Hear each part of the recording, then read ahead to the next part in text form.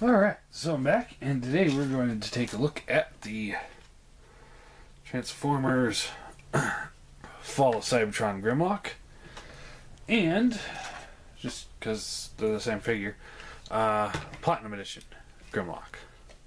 So here they are in their beast modes. You can see how they look together. I mean, they're both Grimlock. You can definitely tell where the difference is on these guys. He's got the gold chrome. And he's got the flat gold. He's got a little bit more paint detail than he does, which is pretty nice. So, but other than that, they're really essentially just the same figure. They both have this, where you push this down, eyes light up, and the jaw opens a little bit.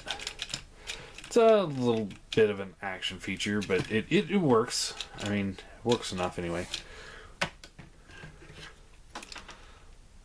So, his works a lot better than his does.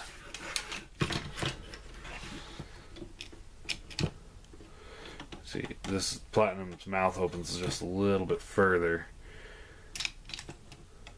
But, I mean, they both look pretty good. Now they're in their Dino mode, and I use that term loosely. They're not that great for Dino modes, but they are. I mean, they're not bad.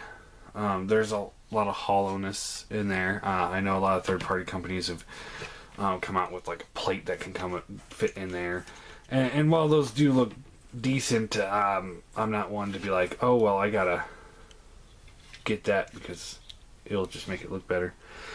He's got little silver paint details right here. I never noticed that before. And his is just the gray plastic. So it's kind of cool. So all in all, I think they're both pretty equally good.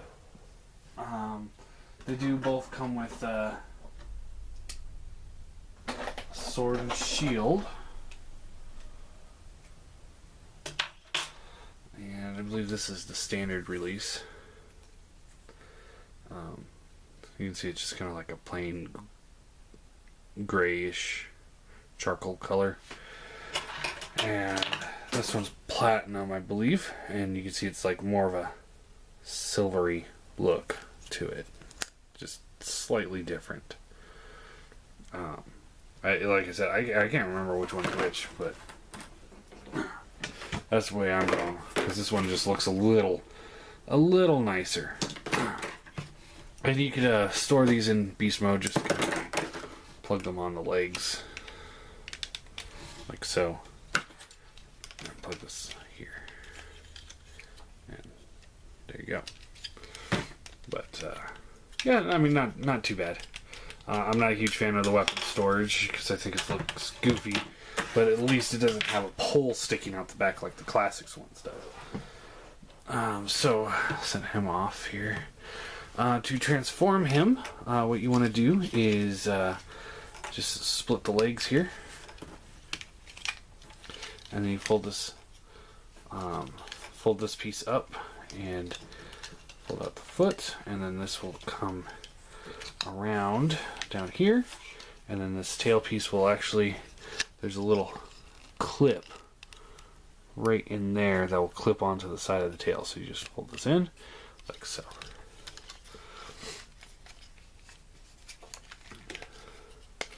Same thing on this side.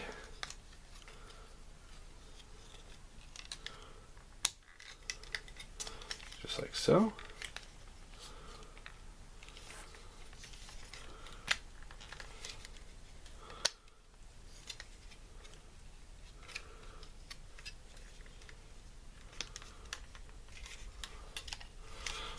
And then you take the arm here, and they're on these little armatures in there, and they just kind of fold out, and then this piece will just ratchet down like so. Same thing over here.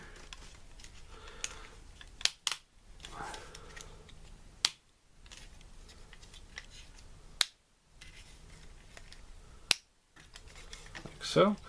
Then you can take this whole assembly here and it just rotates down and kind of just fits in there, and then you can just rotate the arms like so. Then you take this claw here and you just pull this up and his hand will come out. Close up the little gap there, pull this out, and there you have Generations Fall Cybertron Grimlock in robot mode. Just you can plug his sword into his hand here, and you take this shield and plug it into his arm, just like so. And all in all, not too bad. I think he definitely looks more like a menacing Grimlock than the classic one does by far. So again, real quick, you just split the legs, pull this down, pull down the foot,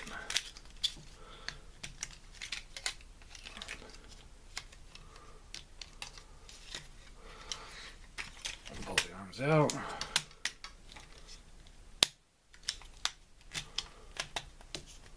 And those are on some nice ratchets in there. So once they're in position, it's not like they easily come out. They can, but they're not. They don't flop around, which is a good thing.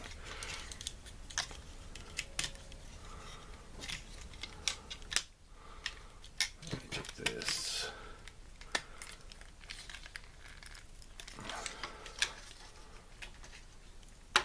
I think some of that chrome's making it stick a little bit more. Oh, his arm came off. Just fold this up.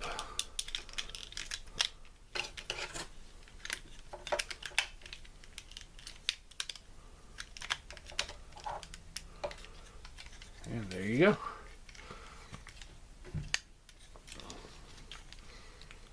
Platinum edition and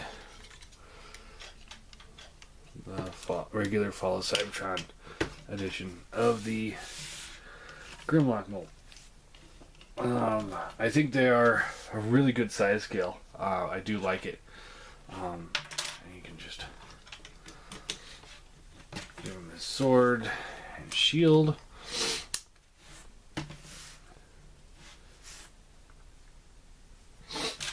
And if you want to, you can take the G3 trailer sword, give it to him. Excuse me. And then you can take the Dr. Wu sword here and give it to him. And the Masterpiece Grimlock sword does fit into it, or blaster fits into their hands as well. So yeah, all in all, they're really cool looking. I really dig them. I mean, yeah, it's not as classic as I would prefer, but does a better job representing Grimlock. So size comparison, here he is next to the Seeker mold. As you can see, he comes up to about mid-chest. So the Grimlocks are much bigger than the Seekers.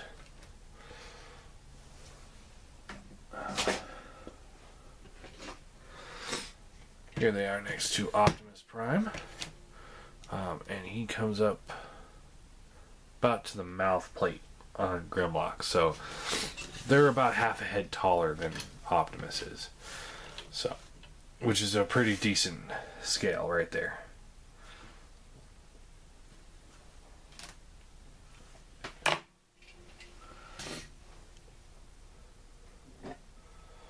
And here they are next to the Starscream Seeker, who is just a hair taller than them.